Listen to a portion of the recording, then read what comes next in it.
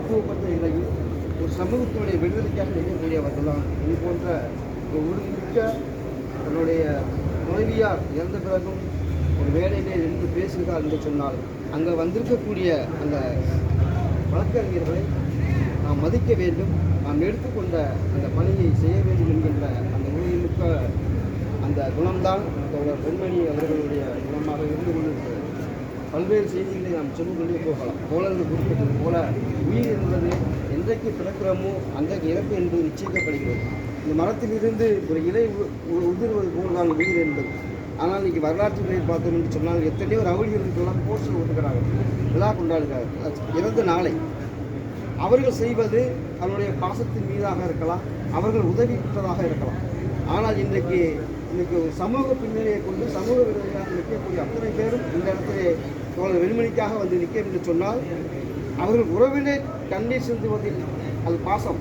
ஆனால் தோழர்கள் கண்ணீர் சிந்து என்று சொன்னால் அதுதான் அவருடைய வரலாற்று பின்னணி உழைப்பு என்பதை நாம் நிலத்திலே பதிவு செய்ய கடமைப்பட்டிருக்கோம். நீண்ட காலத்துக்கு பிறகு தோழர்கள் ஐயா அதிகமாக நிற்கிறார். எல்லாருமே ஐயா அதிகமாக அவர்களால் உருவாக்கப்பட்டோம். தோழர் நீலகண்டன் போன்ற போராளிகள்லாம் இறந்திருக்கிறார்கள். இன்றைக்கு சமூகம் நாங்கள்லாம் எங்கள் அப்பா அம்மா சாகும்போது கூட இறந்தது கிடையாது, என்னோட குழந்தை கூட சத்து அழுது கிடையாது. ஆனால் தோழர் வெண்மணியை பார்த்தவுடனே எனக்கு அழுகை வந்து விட்டது. நாங்கள் அத்தனை பேரும் வெண்மணி கூட இருந்தாலும் கூட இன்றைக்கு இருக்கக்கூடிய அத்தனை பேர் பிரிந்து போன பிறகு தனியாக வீட்டுக்கு போகும்போது அந்த வலி என்பது அதுதான் மிகப்பெரிய வழியாக இருக்குது.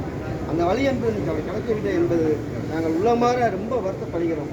அதை ஆறுதல் பெறுவதற்கு அவராக ஆறுதல் பெற வேண்டும். திருவூர் தத்துவ தலைவர்கள் சொன்னார்கள், தந்தை பெரியார், புரொஃபசர் அம்பேத்கர் போன்ற பின்னணியில் இருக்கக்கூடிய துணைவியார்களும் இறந்தபோது கூட மனம் தளராமல் சமூகத்துக்காக தன்னை அர்ப்பணித்து இன்றைக்கு கலைப்பணி ஆற்றியதோட விளைவுதான் இன்றைக்கு நாம் இத்தனை பேர் இந்த இடத்தில் நின்று கொண்டிருக்கின்ற சூழல் இருக்கிறது. இன்றைய வரலாற்றில் மிகப்பெரிய கடமையை வெண்மணி தோல் சுமத்தப்பட்டிருக்கிறது.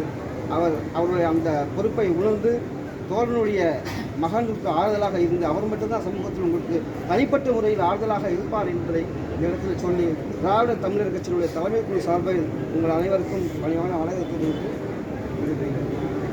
அடுத்ததாக